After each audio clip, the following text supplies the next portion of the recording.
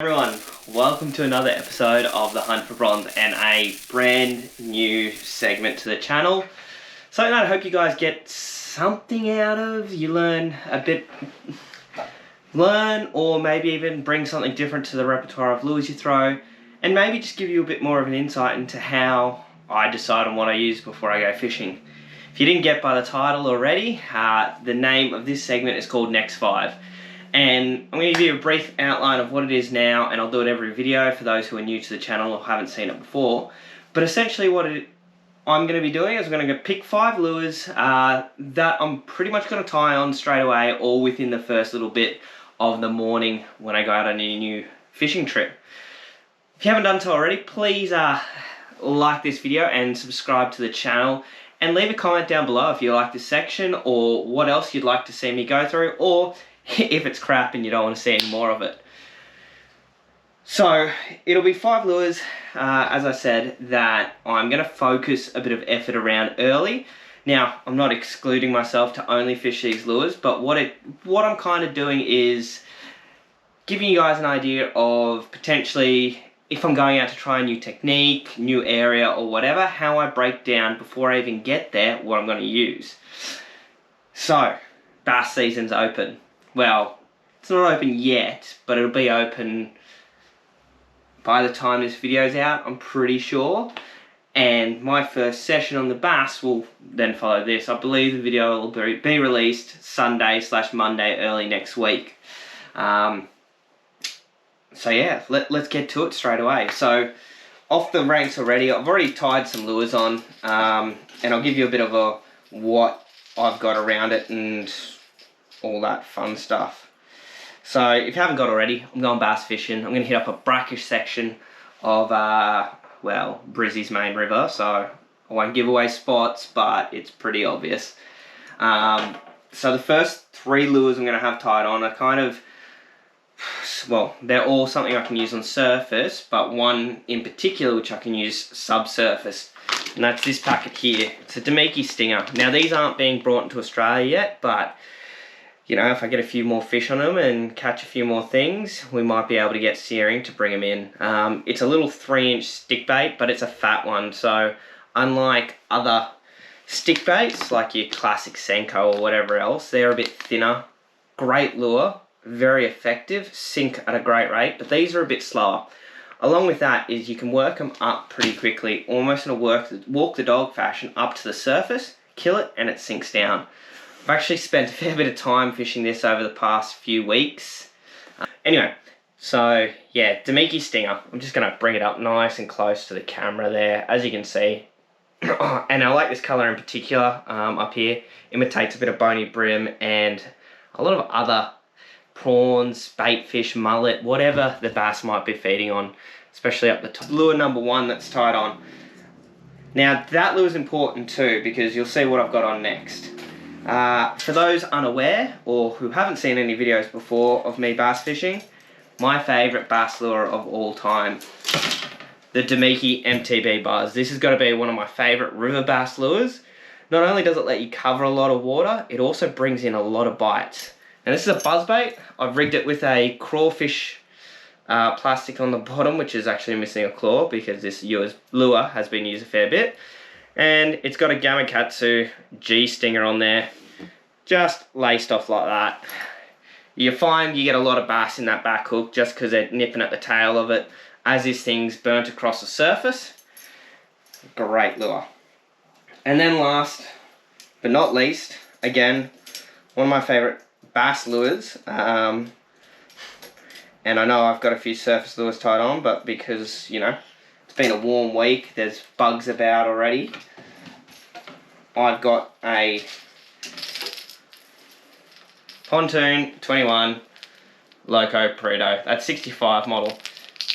Loud, heavy, casts a long way, floats really well, and this silvery colour is an awesome colour when they're up in that brackish water. Looks like a mullet, little flash underneath, little prawn, bass. So top 3 of my river bass lures. But I've got 2 left in the list, and you're asking, what are they? Well,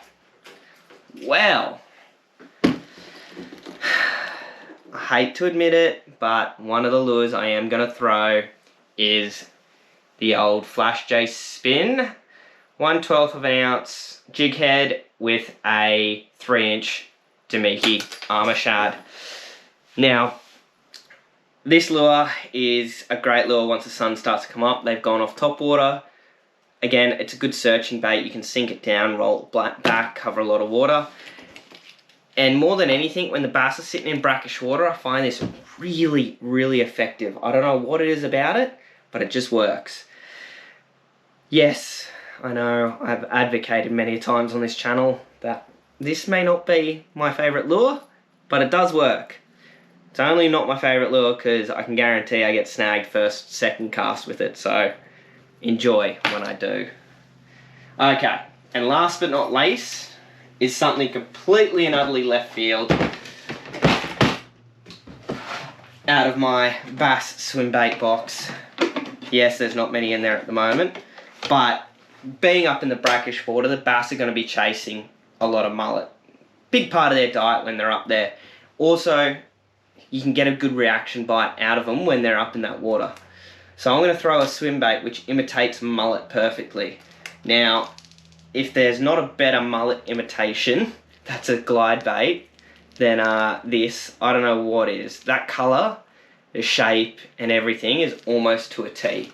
So I'm going to be throwing that. That's a depth slide swimmer in the 115 slow sink model. And once the sun comes up a bit more and, you know, I don't get anything on that buzzbait or nothing's interested, I'm going to give that a swim on that heavier rod.